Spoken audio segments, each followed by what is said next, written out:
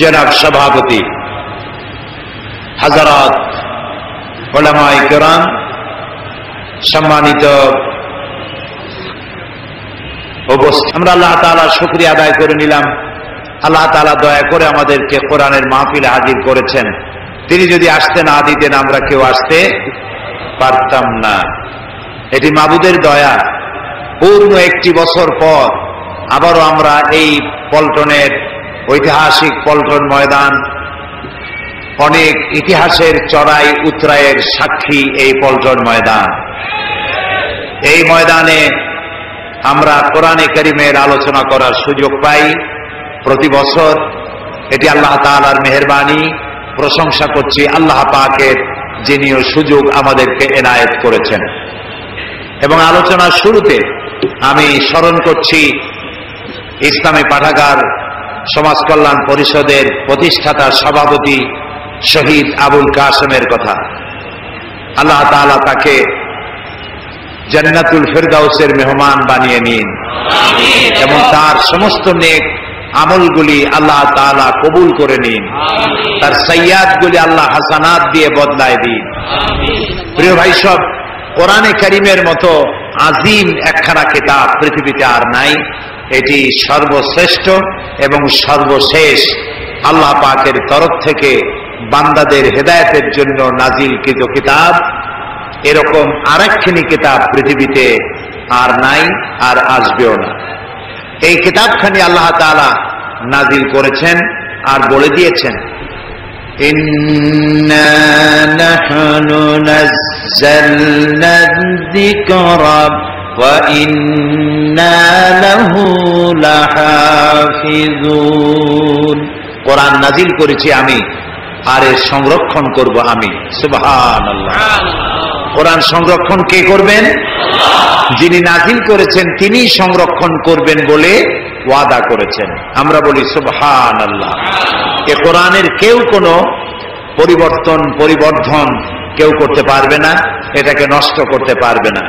এই কোরআন একটি মৃত্যুপ্রায় জাতিকে জিন্দা করে দিয়েছিল।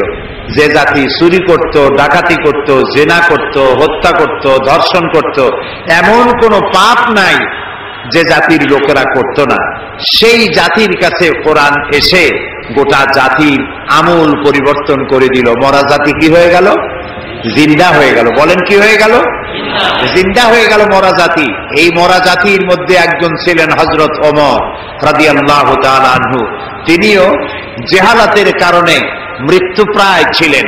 এই কোরআনের সংস্পর্শে যখন তিনি এলেন, তিনি ছিলেন জিরো। কোরআন তাকে বানালো কি?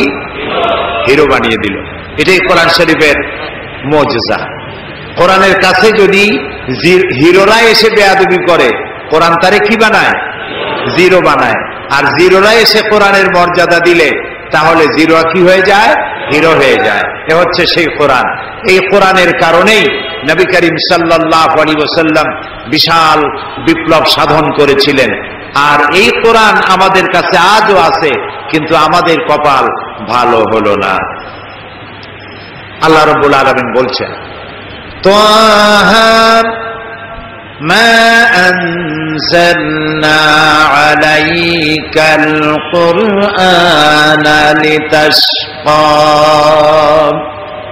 হে নবী, কোরআন আমি এই জন্য নাজিল করি নাই যে কোরআন আপনার ভাগ্যকে নষ্ট করে দেবে, আপনার ভাগ্য বিপর্যস্ত হবে, এই জন্য কোরআন আসে নাই। কোরআন এসেছে ভাগ্য খুলে দেওয়ার জন্য, সৌভাগ্যমণ্ডিত করার জন্য। যাদের কাছে কোরআন থাকবে তারা পৃথিবীকে শাসন করবে, গোটা পৃথিবী কোরআন দিয়ে উপকৃত হবে। সুবহানাল্লাহ। এই সৃষ্টি কার? সবাই বলেন সৃষ্টি কার? আকাশ কার? জমিন কার? বাতাস কার? এই গোটা সৃষ্টি জগৎ কার? কুল কায়নাতের মালিক যিনি, তিনি কোরআন নাজিল করেছেন এই মানব গোষ্ঠীর উন্নতির জন্য, অগ্রগতির জন্য, এই পৃথিবীতে সুখ শান্তি নিয়ে বেঁচে থাকবে সেই জন্য কোরআন নাজিল হতে থাকলো। আর নবী করিম সাল্লাল্লাহু আলাইহি ওয়াসাল্লাম মুখস্থ করতে লাগলেন। সুবহানাল্লাহ। তখন কোনো প্রেস ছিল না, তখন রেডিও ছিল না, টেলিভিশন ছিল না, এগুলি ছড়িয়ে দেওয়ার মতো পথ ছিল না। সেই জন্য নবী করিম সাল্লাল্লাহু আলাইহি ওয়াসাল্লাম মুখস্থ করতেন এবং সাহাবায়ে কেরামদেরকে লিখতে বলতেন। তারা লিখতেন কাগজে। তৎকালীন যুগে যে ধরনের কাগজ ছিল, শুকনা চামড়া, পাথর, হাড্ডি, গাছ ইত্যাদির উপরে তারা লিখে লিখে সংরক্ষণ করতেন। নবী করিম সাল্লাল্লাহু আলাইহি ওয়াসাল্লাম খুব তাড়াহুড়ো করে তেলাওয়াত করতেন, যাতে করে কোন ক্রমেই একটি আয়াত ভুল না হয়ে যায়। আল্লাহ রাব্বুল আলামিন তার নবীকে লক্ষ্য করলেন, কোরআনে কারীমকে মুখস্থ করার জন্য তার কষ্ট তিনি লক্ষ্য করলেন। রাসূলুল্লাহ জিহ্বা নাড়াচাড়া করতেছেন, সঞ্চালন করছেন দ্রুততার সাথে। আল্লাহ রাব্বুল আলামিন বললেন, লা তুহাররিক বিহি লিসানাকা লিতাজালা বিহি। ও নবী, কোরআনে কারীমকে মুখস্থ করার জন্য এত তাড়াহুড়ো করার কোনো প্রয়োজন নাই। আপনার জিহ্বাকে এত নাড়াচাড়া করার কোনো প্রয়োজন নাই। আপনি আপনার জিবরাইলের সাথে একবার মাত্র উচ্চারণ করে যাবেন, গোটা কোরআন শরীফ আপনাকে মুখস্থ করিয়ে দেওয়ার মালিক আমি আল্লাহ। আমি আপনাকে মুখস্থ করাই দেব। আপনি তো পড়তে পারেন না, আমি আপনাকে পড়ার তৌফিক দেব। আপনি মুখস্থ করতে পারবেন, পড়তে পারবেন, পড়ে পড়ে মানুষকে বুঝাইতে পারবেন, সে তৌফিকও আমি আপনাকে দান করব। সুবহানাল্লাহ। প্রিয় ভাই সব, নবী করিম সাল্লাল্লাহু আলাইহি ওয়াসাল্লাম যখন কোরআনে কারীমকে এভাবে তেলাওয়াত করতেন, কাফেরেরা মনে করত যে মুহাম্মদ সাল্লাল্লাহু আলাইহি ওয়াসাল্লাম না জানি তিনি পাগল হয়ে গেছেন। তাকে পাগল বলতো লোকেরা। বলেন নাউযুবিল্লাহ। রাসূলুল্লাহকে পাগল বলা হলে আল্লাহর অস্তিত্বের উপরে আঘাত লাগে। আল্লাহ রাসূল জবাব দেন নাই। তাকে যখন পাগল বলা হলো, আল্লাহ রাব্বুল আলামিন নিজেই জবাব দিয়ে দিলেন। তিনি বললেন, ওয়া মা সাহিবুকুম বিমাজনুন। তোমাদের সাথী তিনি পাগল নন।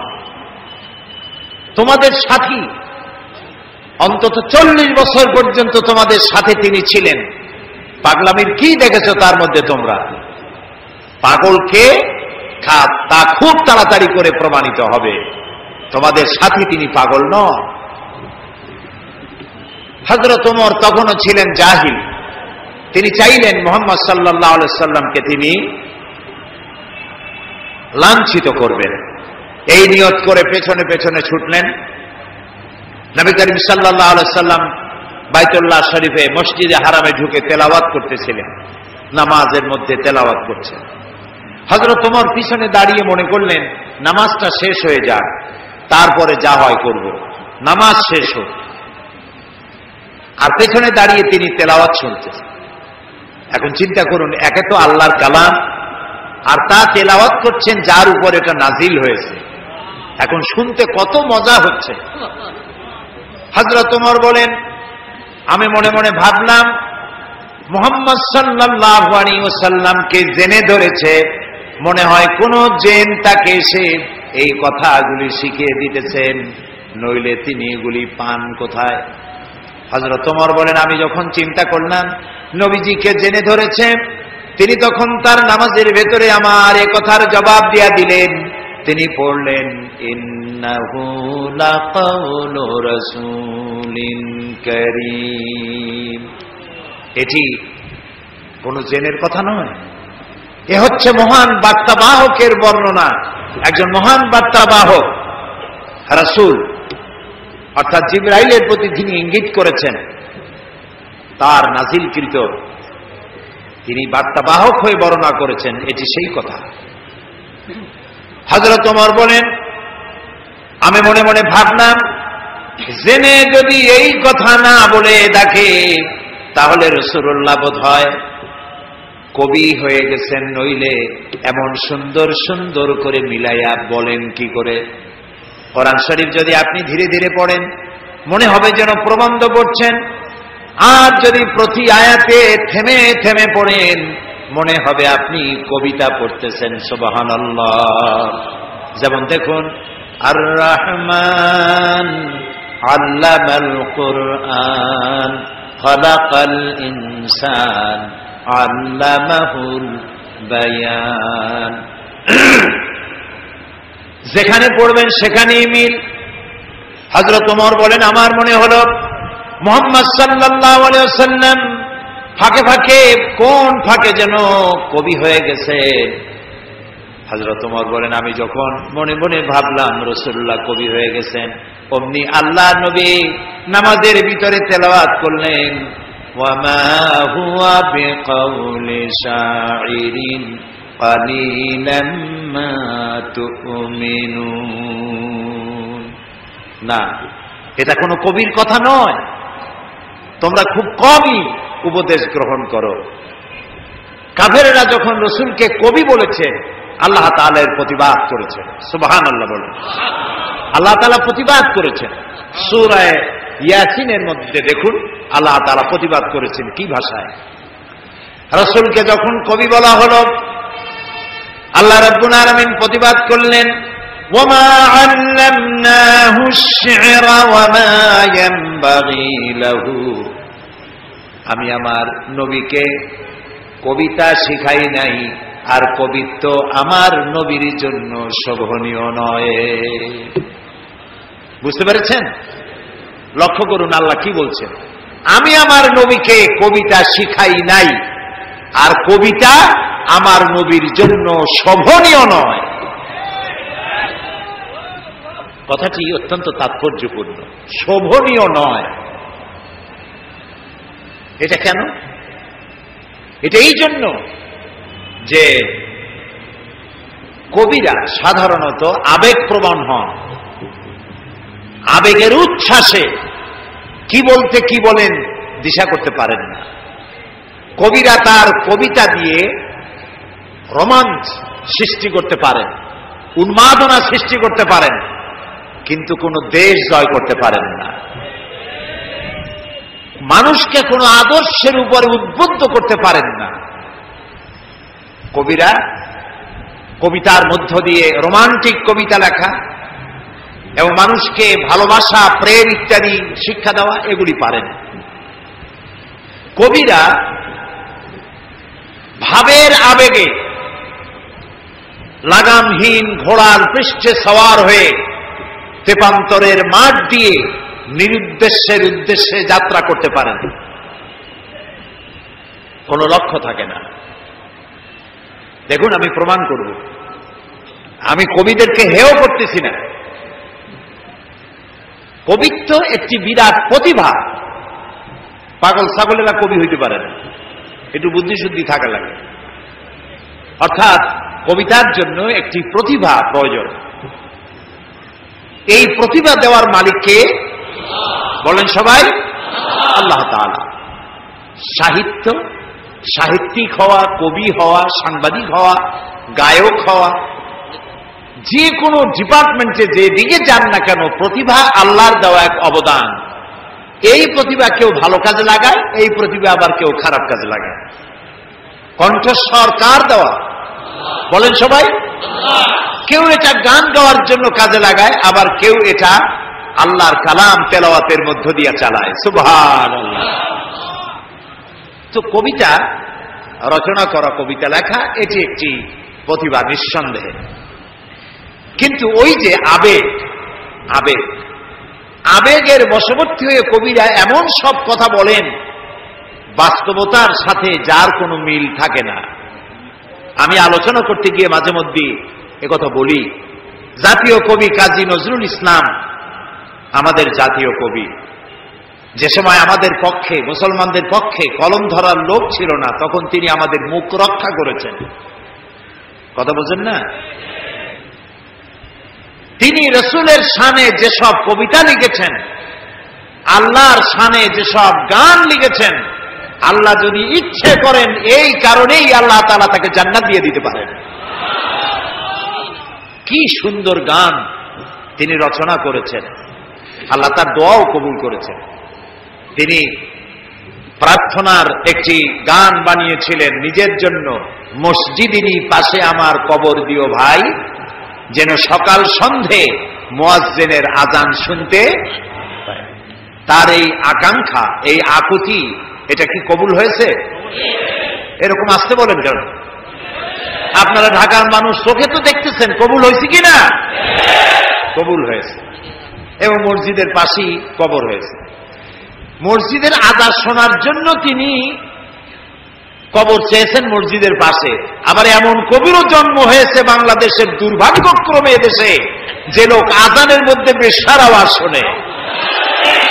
এমন কপাল পোড়া কবির জন্ম এখানে হয়েছে, ঠিক না?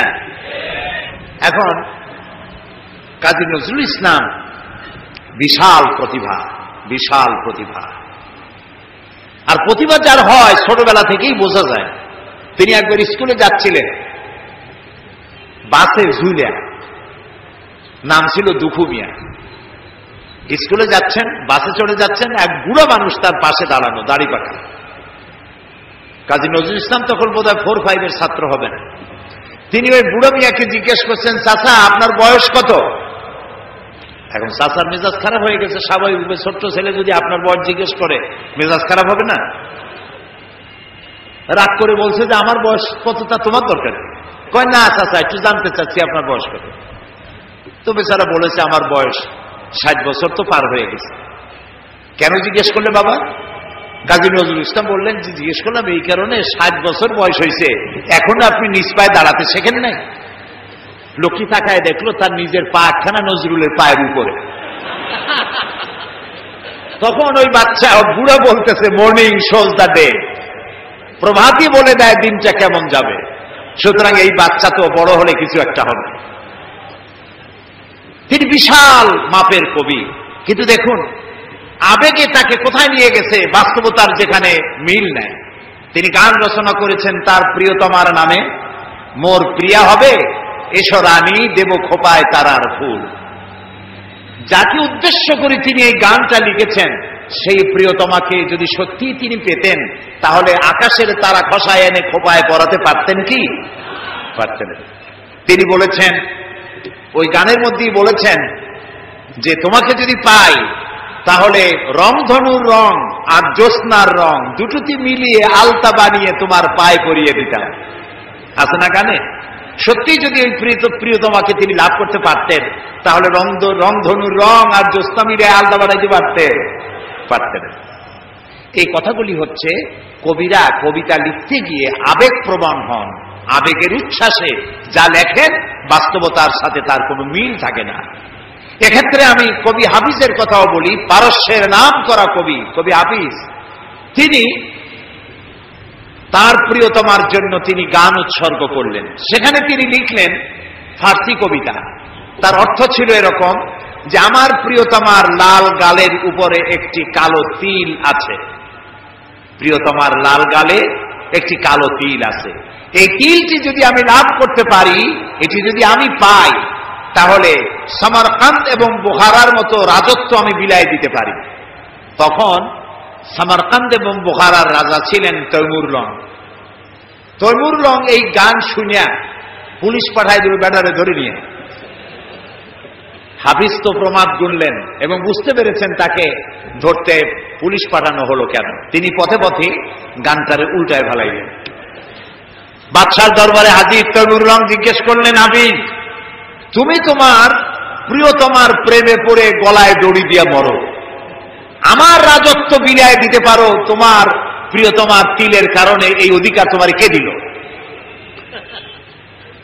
হাফিজ বলছে, জাহাপানা আপনি কি শুনেছেন? শুনেছি তোমার কবিতার শেষ লাইন আছে সামারকান্দ বা বুখারা।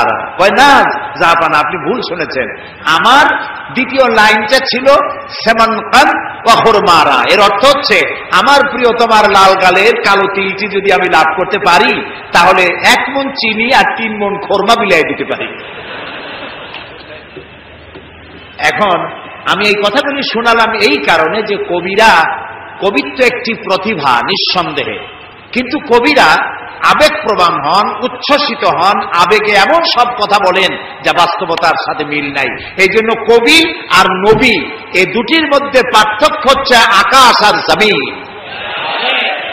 নবীরা আবেগপ্রবণ হতে পারেন না, আবেগের উচ্ছ্বাসে এমন কথা তারা বলতে পারেন না যার সাথে বাস্তবতার কোনো মিল নাই, এমন কথা নবীরা বলতে পারে না। সেই জন্য আল্লাহ তাআলা পরিষ্কার করে বলেছেন, ওমা আল্লামনাহু আশ-শি'রা ওমা ইয়ানবাগী লাহু, আমার নবীকে আমি কবিতা শিখাই নাই, আর কবিত্ব আমার নবীর জন্য শোভনীয় নয়। সুবহানাল্লাহ, সুবহানাল্লাহ। এবার চলুন, হযরত ওমর রাদিয়াল্লাহু তাআলা আনহু কি করতেছেন পিছনে বসে। হযরত ওমর রাদিয়াল্লাহু তাআলা আনহু তিনি মনে করলেন নবীজি কবি হয়ে গেছেন। আল্লাহর নবী নামাজের ভিতরে শোনায় দিলেন, ওয়ামা হুয়া বিকাউলি শাইরিন কালিলাম মা তুমিনুন। না, এটা কবির কথা নয়। হযরত ওমর ভাবলেন, আচ্ছা কবির কথা না, এটা উনি বুঝলেন কি করে? আমি মনে মনে চিন্তা করছি এটা কবির কথা, উনি এটাকে প্রতিবাদ করলেন আমার প্রশ্ন না শুনেই। তাহলে তো মনের কথা যখন বোঝেন তখন তো শুধু কবি না, গণকও হয়ে গেছে। হযরত ওমর বলেন, আমি যখন মনে মনে ভাবলাম মুহাম্মদ সাল্লাল্লাহু আলাইহি ওয়াসাল্লাম তিনি গণক হয়ে গেছেন, অমনি নবীজি সে কথারও জবাব দিলেন। নামাজের ভেতরে তিনি পড়লেন, ওয়ালা বিকাউলি কাহিনিন কালিলাম মা তাযাক্কারুন। না না, এটা কোনো গণকের কথা নয়, তোমরা খুব কমই উপদেশ গ্রহণ করে থাকো। হযরত ওমর বলছেন, এবার আমার মনে হচ্ছে যেন আমার পায়ের তলা থেকে মাটি খসে যাচ্ছে। কি আশ্চর্য কথা! মনে মনে যা চিন্তা করি তার জবাব উনি দেন। এটা জেনের কথা না, এটা কবির কথা না, এটা গণকের কথা না, তবে এটা কি? ওমর বলেন, আমি যখন মনে মনে ভাবলাম তবে এটা কি, অমনি রাসূলুল্লাহ নামাজের ভেতরে আমার সে কথারও জবাব দিলেন।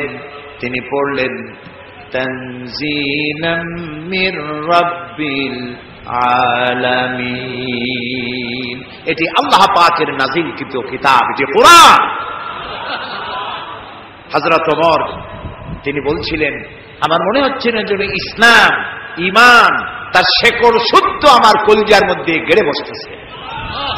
কিন্তু তখনও তার কিসমতে ঈমান হয় নাই, ঈমান আনতে পারেন নাই। পরবর্তী সময় তো ঈমান এনেছিলেন। প্রিয় ভাই সব, আল্লাহ তাআলার কাছে আমার খুব আশা ছিল। দুনিয়ার 4টি মহাদেশের প্রায় অর্ধশত দেশ ভ্রমণ করেছি, কিন্তু মিশর আমার দেখা হয়নি। মুসা আলাইহিস সালামের দেশ, ফেরাউনের দেশ, ইউসুফ আলাইহিস সালামের দেশ, সালেহ আলাইহিস সালামের দেশ, ইব্রাহিম আলাইহিস সালামের শ্বশুর বাড়ি। তো আল্লাহ তাআলা সেই জায়গা দেখার তৌফিক দিলেন। গেলাম সেই জায়গায়, কায়রো থেকে প্রায় 600 কিলোমিটার দূরে তুরে সায়না, যেখানে আল্লাহ মুসা আলাইহিস সালামের সাথে কথা বলেছিলেন। আমার জীবন ধন্য। আল্লাহ তাআলা সেই জায়গাটাও দেখালেন যেখানে আল্লাহ মুসা আলাইহিস সালামের সঙ্গে কথা বলেছেন। তো আল্লাহ তাআলা সরাসরি কথা বলেন, কিন্তু দেখা যায় না তাকে। এই কোরআন শরীফে আল্লাহ তাআলা কি সুন্দর করে বলেছেন, সূরা তাহার মধ্যে এসেছে, মুসা আলাইহিস সালাম তিনি যাচ্ছিলেন তার স্ত্রী পরিজন নিয়ে। স্ত্রী ছিলেন গর্ভবতী, আসন্ন প্রসবা, ডেলিভারি হবে, প্রচন্ড ঠান্ডা ছিল, এখন আগুনের প্রয়োজন। তিনি দূরে দেখতে পেলেন একটা গাছের উপরে যেন আগুন দেখা যায়। তিনি ছুটলেন সেই আগুনের পানে এবং বললেন, ফাকালা লি আহলিহিম কুসু ইন্নী আনাস্তু নারান লাআল্লি আতীকুম মিনহা বিকাবাসিন আও আজিদু আলান নারি হুদা। তোমরা এখানে অপেক্ষা করো, আমি তো আগুনের মতো কি একটা দেখতেছি, আমি ওখানে যাই, হয়তো আগুন আনতে পারবো, অথবা কোন একটা রাস্তা একটা কিছু পেয়ে যাবো। ফালাম্মা আতাহা নুদিয়া ইয়া মূসা ইন্নী আনা রাব্বুক ফাখলা নালাইক ইন্নাকা বিল ওয়াদিল মুকাদ্দাসি তুয়া। ও মূসা, যেটা আগুন মনে করছো এটা আগুন না, এটা আমি তোমার রব। ফাখলা নালাইক, জুতা খোলো, ইন্নাকা বিল ওয়াদিল মুকাদ্দাসি তুয়া, এটা হলো পবিত্র উপত্যকা। আমি যখন সেই পবিত্র উপত্যকায় গেছি, এদিকে তুরে সায়না, এদিকে আরেকটা পাহাড়, মাঝখানে 2 পাহাড়ের মাঝখানের সমতল ভূমিকে উপত্যকা বলা হয়। আমার এই আয়াত মনে পড়লো, সাথে সাথে জুতা খুলে ফেলে দিলাম। মুসা আলাইহিস সালামকে আল্লাহ বলেছেন ফাখলা নালাইক, জুতা খোলো। আমি আমার সাথীরা জুতা খুলে এগিয়ে গেলাম, আজান দিয়ে সেখানে আমরা জোহরের নামাজ আদায় করলাম, জোহর আসর জামআন ওয়া কাসরান আদায় করে নিলাম। তারপরে চলে গেলাম সেই জায়গায় যেখানে আল্লাহ তাআলা কথা বলেছিলেন, সেই জায়গাটা এখনো আছে। সুবহানাল্লাহ। আল্লাহ তাআলা বলছেন ওয়া নাখতারতুকা ফাসতামি' লিমা ইউহা, ও মুসা আমি তোমাকে আমার জন্য বাছাই করছি। সুবহানাল্লাহ। আমি তোমাকে আমার জন্য বাছাই করেছি, এখন তুমি শোনো আমি কি বলি। ইন্নানি আনাল্লাহ, আমি আল্লাহ। সুবহানাল্লাহ, সুবহানাল্লাহ। আমি আল্লাহ, লা ইলাহা ইল্লা আনা, আমি ছাড়া কোনো ইলাহ নাই। ফাবুদনি ওয়া আকিমিস সালাতা লিযিকরি, অতএব আমার ইবাদত করো আর আমার শরণার্থে নামাজ কায়েম করো। সুবহানাল্লাহ। ওইখানে দেখলাম দুইটা ধর্মীয় প্রতিষ্ঠান, একটা হলো মসজিদ আর একটা হলো গির্জা, একদম গায়ে গায়ে লাগানো। দুনিয়ার ইহুদি খ্রিস্টান আর মুসলমানেরা এক জায়গায় নামাজ পড়তেছে আর যার যার মতো ইবাদত করতেছে, কোনো ঝগড়া নাই। ইহুদিরাও যাচ্ছে আর খ্রিস্টানেরাও যাচ্ছে, মুসলমানেরাও যাচ্ছে। আমি সেখানে একটা বক্তব্য রাখলাম, বললাম দুনিয়ার ঐক্য কোন রাজনৈতিক ঐক্যে পৃথিবীর মানুষকে ঐক্য বানাতে পারবে না, ইসলাম দিয়ে ঐক্য করা যাবে, এটাই হলো তার প্রমাণ। সেখান থেকে 5 দিনে 2000 কিলোমিটার জায়গা আমি দৌড়াইছি। হযরত সালেহ আলাইহিস সালামের কবর জিয়ারত করেছি, ইলিয়াস আলাইহিস সালাম, হযরত হারুন আলাইহিস সালাম, তারপরে হযরত লোকমান, কোরআন শরীফে যে সূরা লোকমান আছে, হযরত লোকমান তার কবর জিয়ারত করার তৌফিক আল্লাহ তাআলা দান করেছেন। বিশাল দেশ, দেখার মতো বহুত কিছু আছে, কিন্তু দেখা হয় নাই। তখনও মুসা আলাইহিস সালামের সাথে বেয়াদবি করলো সেই মিস্টার ফেরাউন কই। তারপরে চলে গেলাম মিউজিয়ামে, পিরামিড দেখলাম, নীল নদ দেখলাম, আল্লাহ দেখাইলেন। তারা বলেছেন আমার জমিন ভ্রমণ করো আর মহাসত্যের অস্বীকারীদের কি পরিণতি করেছি তা দেখো আর তার দ্বারা শিক্ষা গ্রহণ করো। কাজে আল্লাহ দেখতে কইছে, শয়তান দেখা দরকার। ভিতরে ঢুকে দেখলাম গ্লাসের বক্স, সেখানে মিস্টার ফেরাউন চিতই শুয়ে আছে। হায় আল্লাহ, আল্লাহ শুটকি বানাই থুইছে, কাপড় দিয়ে জড়ানো, পাও দুইটা বাইর করা, হাত দুইটা বাইর করা, ঘাটটা এত বড় লম্বা, এরকম চিকুন, কল্লাটা আছে, একটা দাঁত আছে মুখে, হাতে পায়ে কিছু নখও আছে, মাথায় কিছু চুলও আছে। হাজার হাজার বছর আগের লাশ। মুসা আলাইহিস সালামকে যখন তাড়ায় নিয়ে গেল লোহিত সাগরে, লোহিত সাগরের কিনারায় মুসা আলাইহিস সালাম বসেছিলেন তার উম্মতদের নিয়ে। ফেরাউন 3 দিক থেকে আক্রমণ করলো। এই কোরআন বর্ণনা, এটা কি কোরআন? আল্লাহ তাআলা বলছেন, ও নবী তুমি তো তখন সেখানে উপস্থিত ছিলে না, যখন ফেরাউন তার দলবল নিয়ে মুসা আলাইহিস সালামকে তাড়া করেছিল সেই তুরে সায়নায়, তুমি উপস্থিত ছিলে না। আমি ওহী দিয়া, কোরআন দিয়া তোমাকে ইতিহাস জানাইছি। সুবহানাল্লাহ। সেই লোহিত সাগরের পারে গেলাম যেখানে তাকে ঘিরে ফেলানো হয়েছিল।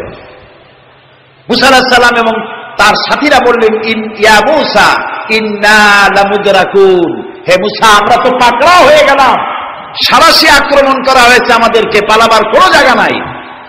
মুসা আলাইহিস সালাম আল্লাহর পয়গম্বর। কার নবী? আল্লাহর পয়গম্বর। মুসা আলাইহিস সালাম বললেন, কাল্লা রব্বি সায়াহদিন, ভয় পাইও না, অবশ্যই আল্লাহ তাআলা আমাদেরকে পথ বের করে দেবেন।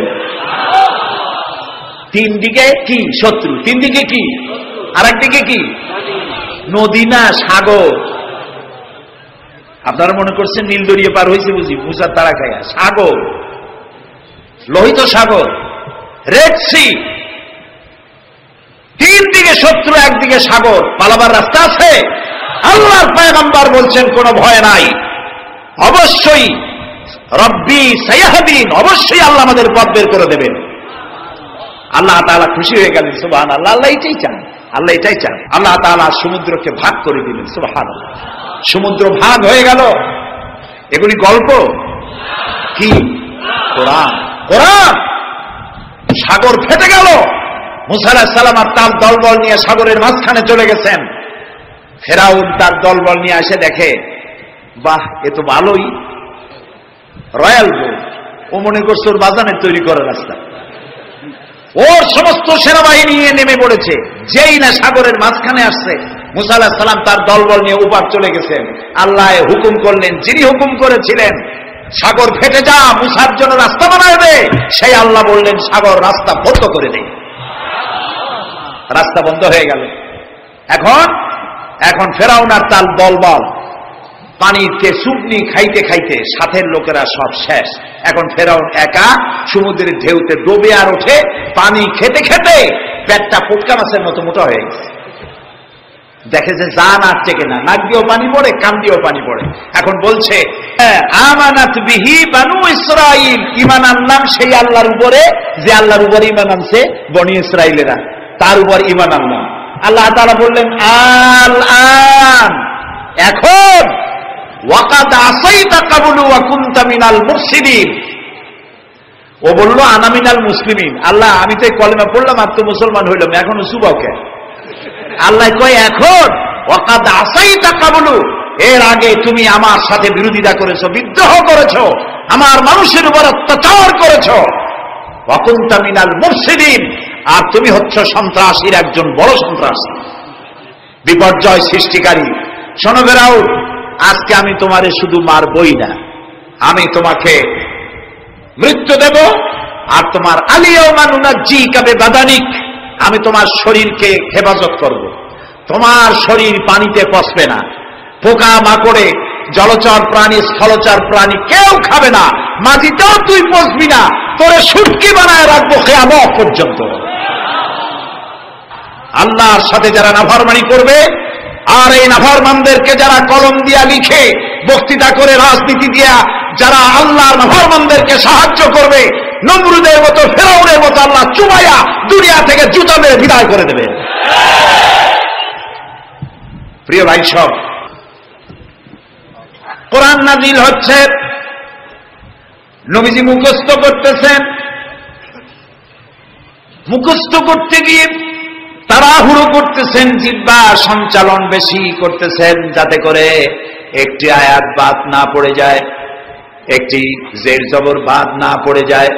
আল্লাহ রাব্বুল আলামিন নবীজির এই কষ্ট দেখে আল্লাহ তাআলা বললেন লা তুহাররিক বিহি লিসানাকা লিতাজালা বিহি। ও নবী, কোরআনে কারীমকে মুখস্থ করার জন্য এত তাড়াহুড়ো করার কোনো প্রয়োজন নাই, আপনার জিহ্বাকে এত নাড়াচাড়া করার কোনো প্রয়োজন নাই।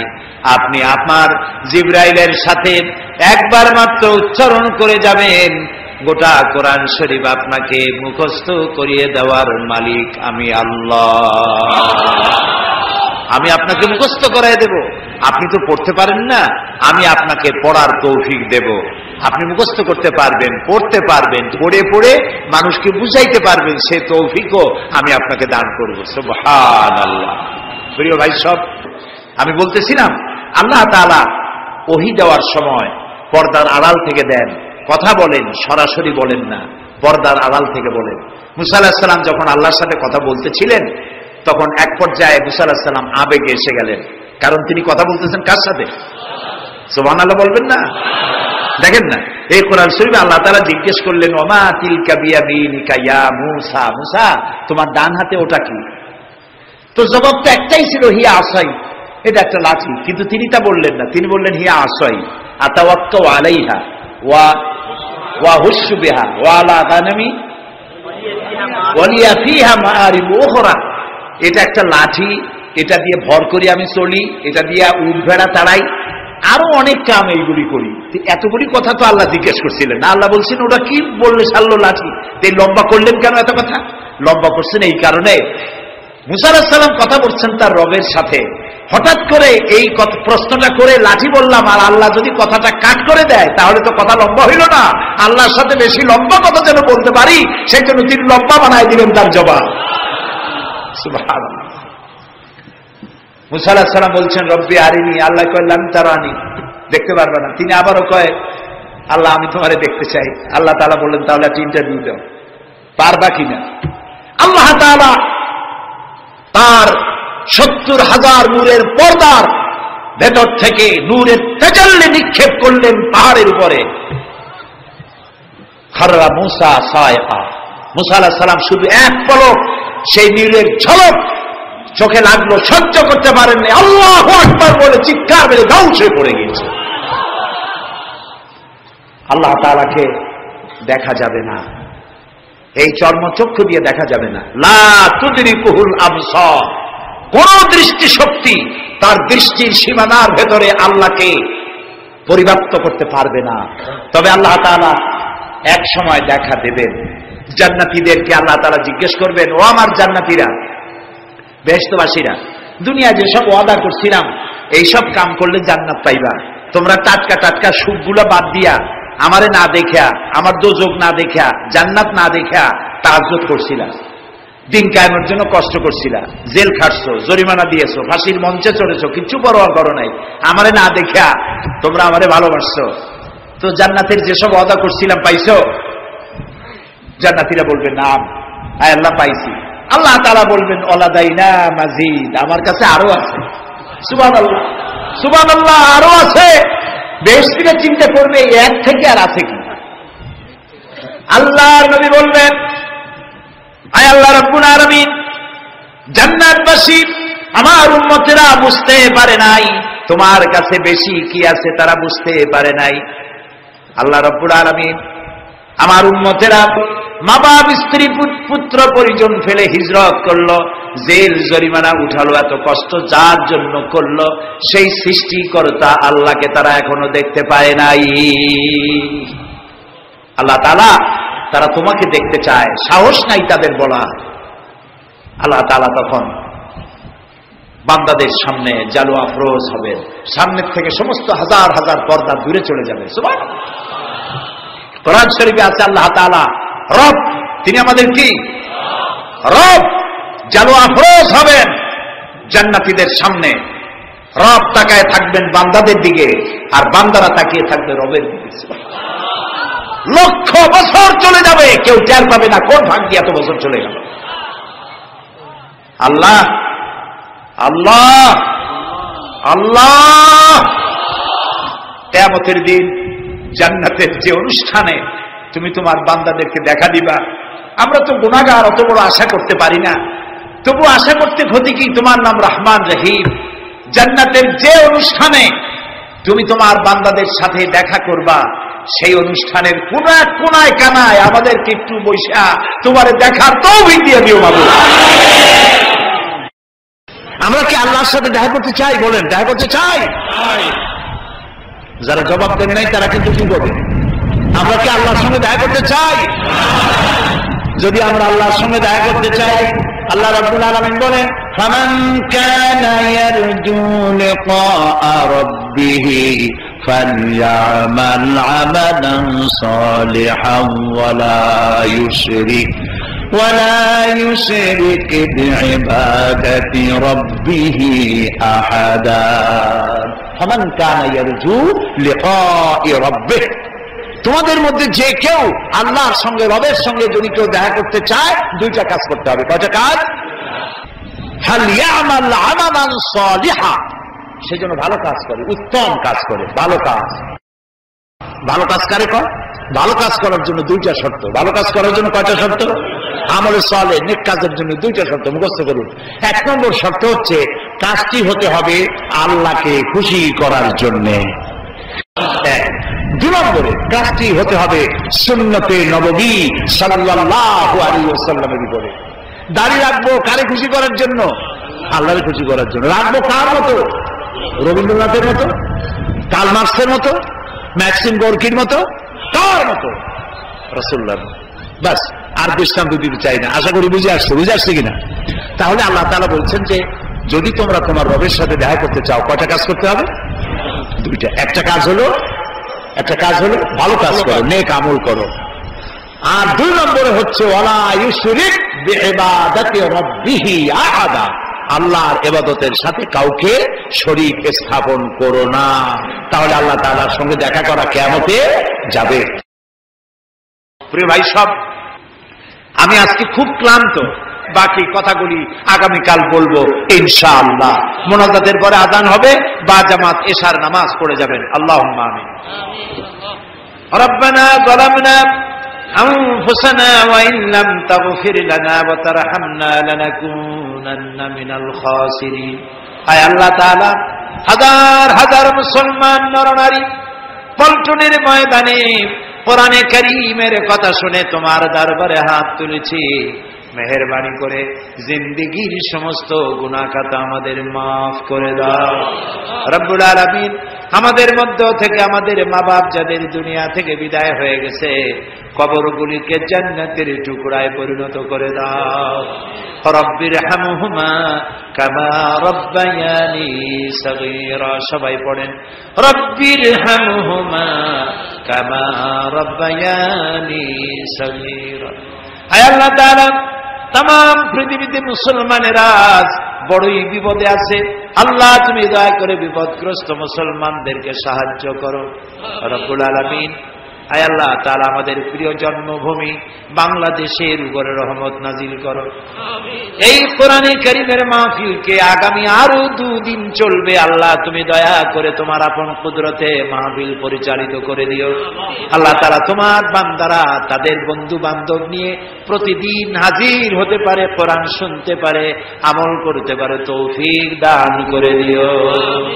হে আল্লাহ তাআলা, কোরআন শরীফের মাহফিলে যারা আসেন এদের কাউকেই পথ খরচা দিয়ে আনা হয় না, খাইতেও দেওয়া হয় না, তোমার কোরআন শুনতে আসে। আল্লাহ, এই কোরআন পাগল মুসলমানদেরকে কোরআন বোঝার তৌফিক দান করে দাও, কোরআন আমল করার তৌফিক দান করে দাও। আল্লাহ তাআলা, ইসলামী পাঠাগার 28টি বছর ধরে কোরআনের এই খেদমত করছে তোমার দয়ায়। আল্লাহ তাআলা, তোমার বান্দাদের বসার জন্য বিশাল আয়োজন তারা করে। আল্লাহ তাআলা, তারা যেন ঋণগ্রস্ত হয়ে না থাকে, প্রতিদিন তোমার বান্দাদেরকে এদেরকে সাহায্য করার তৌফিক মন তুমি তৈরি করে দিও। আল্লাহ তাআলা, ইসলামী পাঠাগার ডেকোরেটরদের কাছে, মাইকের কাছে, লাইটের কাছে, প্রচার বিভাগের কাছে কোন রকম ঋণগ্রস্ত না থাকে, তোমার বান্দা বান্দিরা প্রয়োজন মাফিক পয়সা করি দিতে পারে, তৌফিক সকলকে দান করে দিও। আল্লাহ তাআলা, এই মাহফিল উপলক্ষে শত শত বুক স্টল এখানে এসেছে, যারা ইসলামের বই বিক্রি করে, কোরআন হাদিস ইসলামের বই, যেগুলি পড়লে পরে ঈমান তাজা হয়। নোবেল, নাটক, উপন্যাস পড়লে পরে আর যাই হোক ঈমান তৈরি হয় না, চরিত্র তৈরি হয় না।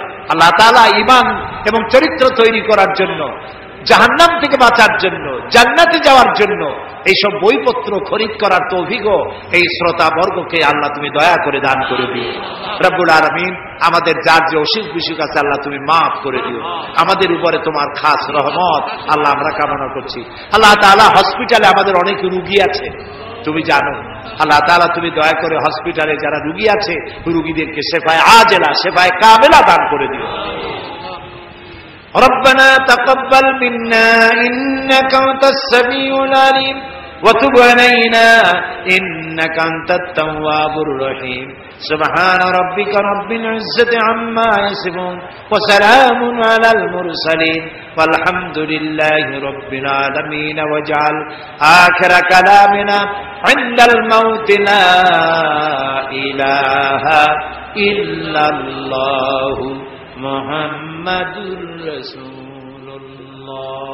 আসসালামু আলাইকুম ওয়া রাহমাতুল্লাহ। তাফসীরুল কুরআন মাহফিল, তাফসীরুল কুরআন মাহফিল, পল্টনে আল্লামা সাঈদীর, পল্টনে আল্লামা সাঈদীর তাফসীরুল কুরআন মাহফিল, তাফসীরুল কুরআন মাহফিল, তাফসীরুল কুরআন মাহফিল, পল্টনে আল্লামা সাঈদীর, পল্টনে আল্লামা সাঈদীর তাফসীরুল কুরআন মাহফিল, তাফসীরুল কুরআন মাহফিল, তাফসীরুল কুরআন মাহফিল, পল্টনে আল্লামা সাঈদীর, পল্টনে আল্লামা সাঈদীর তাফসীরুল কুরআন মাহফিল, তাফসীরুল কুরআন মাহফিল, তাফসীরুল কুরআন মাহফিল, পল্টনে আল্লামা সাঈদীর, পল্টনে আল্লামা সাঈদীর তাফসীরুল কোরআন মাহফিল, তাফসীরুল কোরআন মাহফিল, তাফসীরুল কোরআন